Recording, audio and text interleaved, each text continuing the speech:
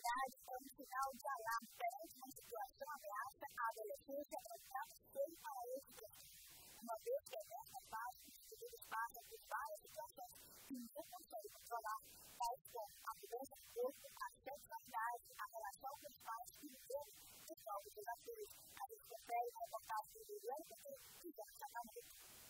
Problemas familiares, crises existenciais, dificuldade de se relacionar com os colegas e medo de decepcionar a família são alguns dos fatores que podem desencadear a ansiedade na adolescência. Tem os garotos lá fora jogando beisebol. Se você se esforçasse para conhecê-los, eles seriam bem legais. Eu vou ter que sair com umas amigas do escritório hoje à noite. Esquenta seu jantar no micro-ondas, tá? Você já pensou melhor sobre o Colorado? Eu não vou pro acampamento. Olha, se você se desse uma chance, podia fazer boas amizades. O problema nem sempre é fácil de detectar, pois pode ser confundido com a rebeldia comum nessa fase.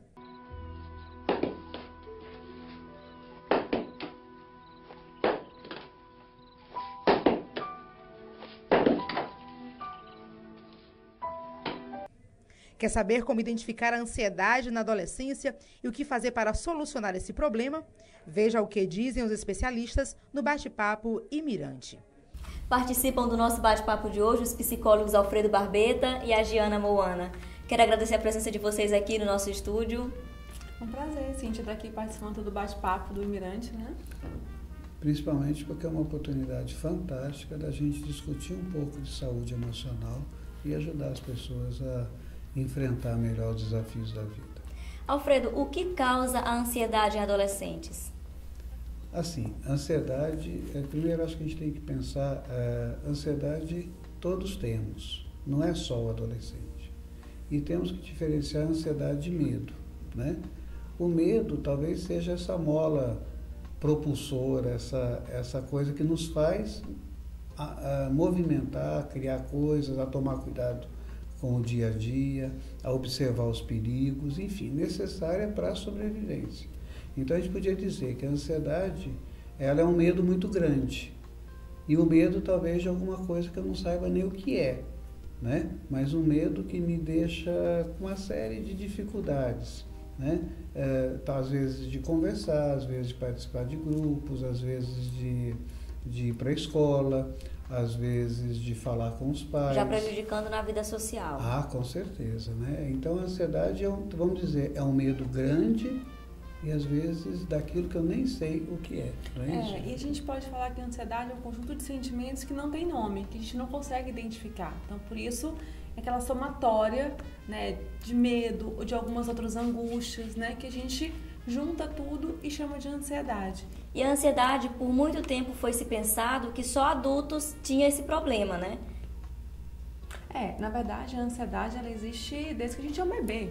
Um bebê, se você deixar ele muito tempo com fome, isso gera uma ansiedade nele. Isso gera um medo de aniquilamento, um medo da morte, né? Então, todas as fases da vida, né, existe esse sentimento de ansiedade. E o normal e o patológico vai depender da intensidade. Então, um certo nível de ansiedade, ela é normal, né? Dependendo do contexto que você está vivendo. Tem uma intensidade maior. Então, a ansiedade presente em todas as etapas do desenvolvimento, desde que a gente nasce. Vamos ver a opinião das pessoas na rua sobre o nosso assunto de hoje?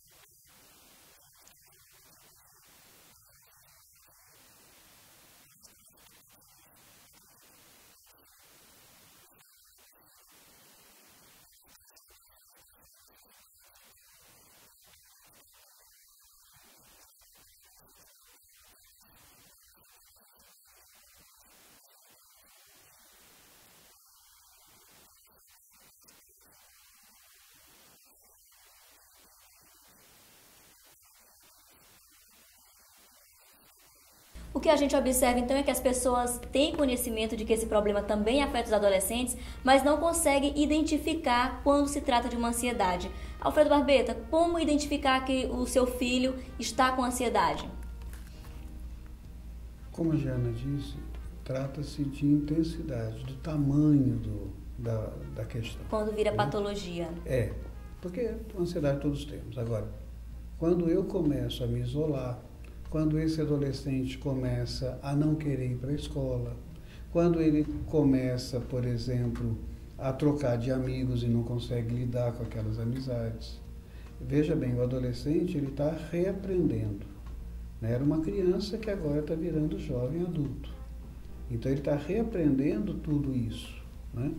Agora, quando ele começa a se isolar, quando ele começa a dormir excessivamente, quando ele começa a se alimentar, hábitos, comer demais, né? Não é uma mudança muito específica, essa que é a questão.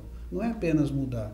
Ele muda com a gente, ele muda a conversa, ele muda a roupa, o estilo de cabelo, tudo bem. Agora, o que começa a ficar diferente? É o distanciamento social. O que começa a ficar diferente? O uso e abuso de álcool e de outras drogas, né? A necessidade intensa de usar álcool, por exemplo. A gente agora abre espaço para as perguntas feitas pelos nossos internautas através da nossa fanpage no Facebook. E o André Lopes pergunta para a Giana: a ansiedade, ela aumenta ou diminui com o crescimento do adolescente? Olha, aumentar ou diminuir vai depender do contexto em que esse adolescente ou esse indivíduo está inserido. Né? Então, não depende de crescer ou não.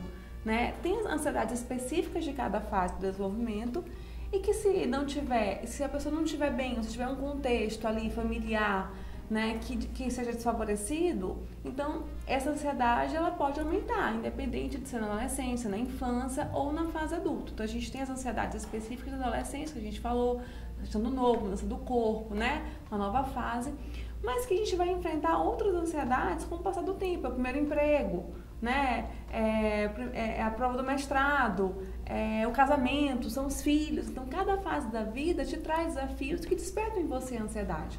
Então, eu não vejo como aumentar ou diminuir enquanto você cresce. Eu acho que cada fase é acompanhada de ansiedade, de momentos que despertam ansiedade, né? E o Carlos Santos pergunta para o Alfredo: é possível reverter essa situação sem a ajuda de medicamentos? Dependendo do tamanho. Sempre, né? Se o quadro de ansiedade já se transformou numa fobia, já se transformou num pânico, a medicação ela vai ser um auxiliar fundamental, né? Porque ela vai diminuir a ansiedade, ela vai restabelecer um equilíbrio neuroquímico, não é? E ela consegue se equilibrar. Se equilibrando, a psicoterapia vai entrar como a principal estratégia sempre, porque é a psicoterapia que vai permitir a esse adolescente rever, reaprender, analisar-se para conseguir enfrentar os desafios da vida, que é o que ele não está conseguindo. E para a gente finalizar, então, qual é o papel do psicólogo no tratamento da ansiedade?